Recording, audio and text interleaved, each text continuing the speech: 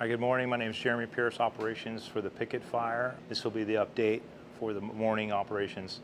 So starting off on the south side of the fire, we've had crews working all night long in this lower section here with hand line. It's all held. They've been supported with aircraft, helicopters, and tankers along that lower section on the south side. And then they've turned the corner and they're working their way up on that west side of the fire. That west side of the fire is extremely steep, rocky, difficult terrain all the way along to that top section up in the north. Crews, it's been holding on the ridge right there. We've had a few slopovers that the crews are going to work on engaging, but it's very minimal fire activity. We've got decreased fuels on that backside as well as some big rock escarpments along that path.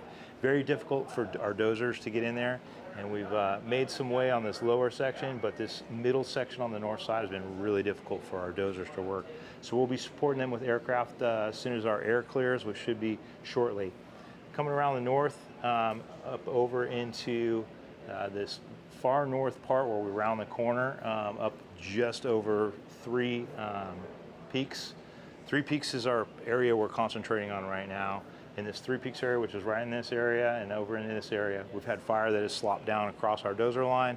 Crews are engaging it right now with aircraft. We've got several hand crews that are going to go direct on that and cut it out with support of the aircraft, which should put us in a really good position to keep that fire from marching any farther to the south and to the east. As we move down this line, it gets a little more tricky in the center in this bowl. That fire's back down in that bowl. There's not extreme fire behavior.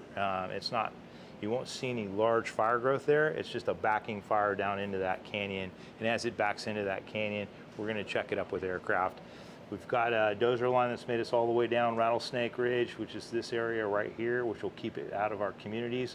We've also got some dozers up at the top of Friesen, also punching in to keep this fire from backing into any of our communities of Angwin and Deer Park.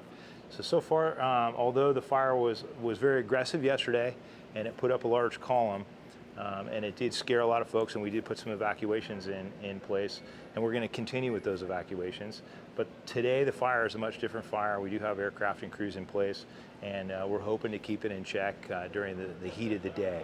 The one thing I'd like to point out is this fire scar is in the glass fire, and I know that for this communities of Angwin, Deer Park, and everybody around this area, that glass fire is an everlasting memory. That being said, these are not anywhere close to the same conditions as the glass fire. Glass fire was a wind-driven fire. It had a heavy wind on it that pushed it. We had some structures that got involved, and it spotted long range on us and caused all of those problems. This is a slope and fuels-driven fire. We don't have any extreme weather events, and we're able to keep up with this fire because of those issues, and we expect that to continue. So that's the end of the report for the Picket Fire. Thank you.